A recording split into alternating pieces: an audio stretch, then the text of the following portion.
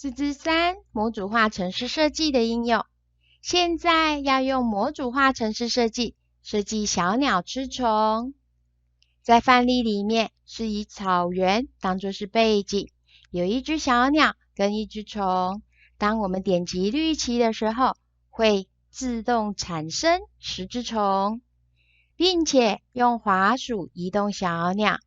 小鸟在虫的上方按下滑鼠的时候，就可以吃掉虫。当小鸟吃掉一只虫之后，这只虫就会随机在随机的位置再产生一只虫。请同学执行小鸟吃虫的程式，想一想这个范例程式它是如何运作的呢？首先，在范例执行前，画面上是草原的背景，一只小鸟跟一只虫。2. 当范例执行之后，点击绿旗，草原上会产生10只虫，并且它的位置是随机的。当我们按下滑鼠之后，小鸟它会变换造型，也就是弯腰的造型。那么弯腰是为了要吃虫。3.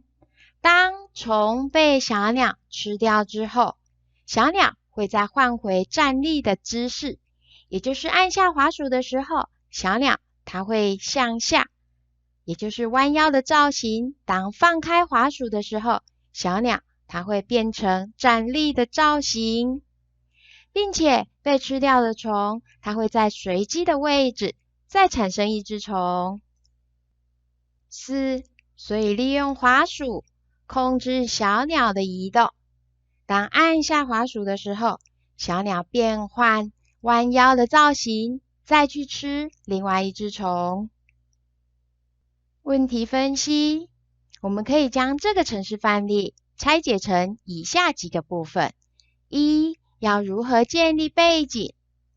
2. 如何建立虫跟小鸟的角色。3. 如何将虫写成一个独立的模组。4. 如何利用滑鼠控制小鸟吃虫，并且控制小鸟切换造型。解题步骤1，如何建立背景。首先，点选档案，点选新建专案。在角色区里面，旁边是舞台，点选下方的舞台，选个背景或上传背景。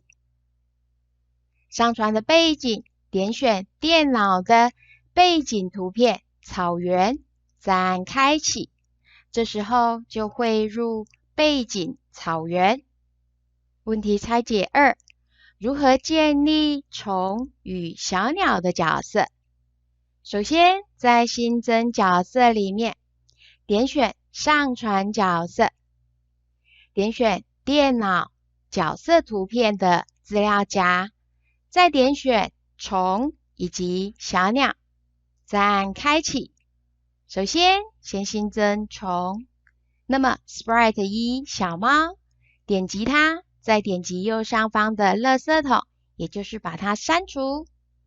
接下来重复相同的动作，点击上传角色，再点选小鸟站立，再按开启，那么就会新增小鸟的角色。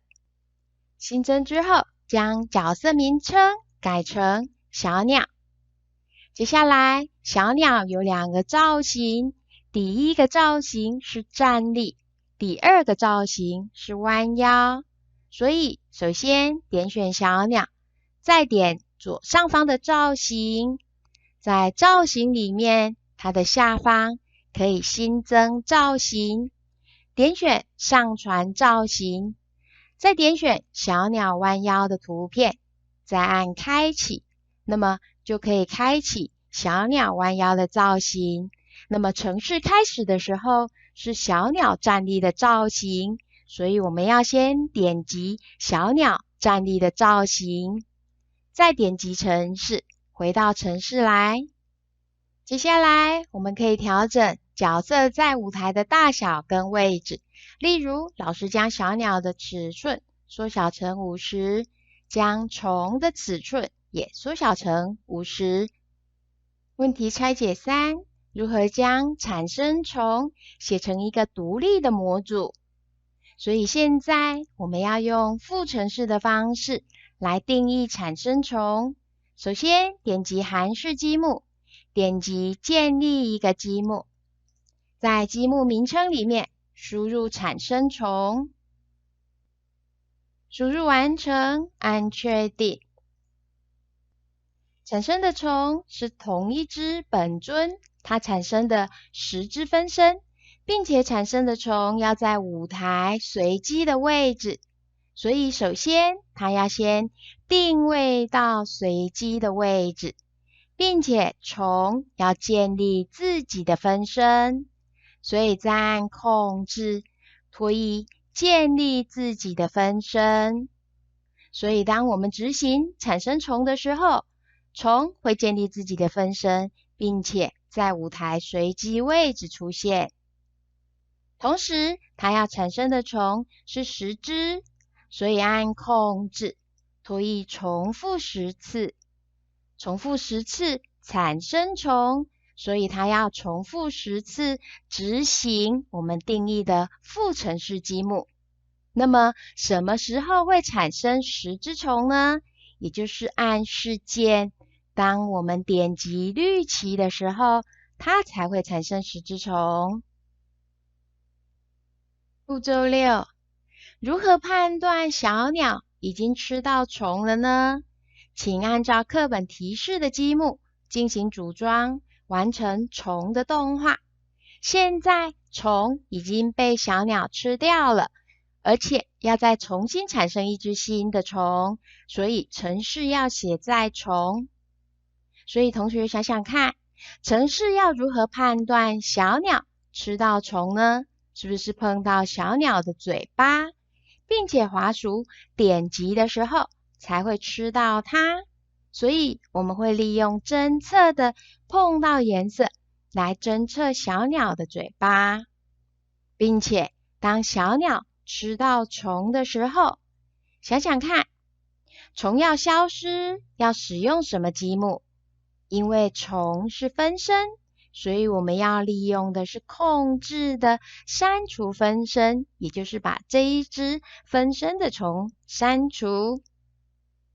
5，当虫被吃掉，分身删除之后，要如何再产生一只新的呢？也就是要再建立一个分身，或者是让分身再显示。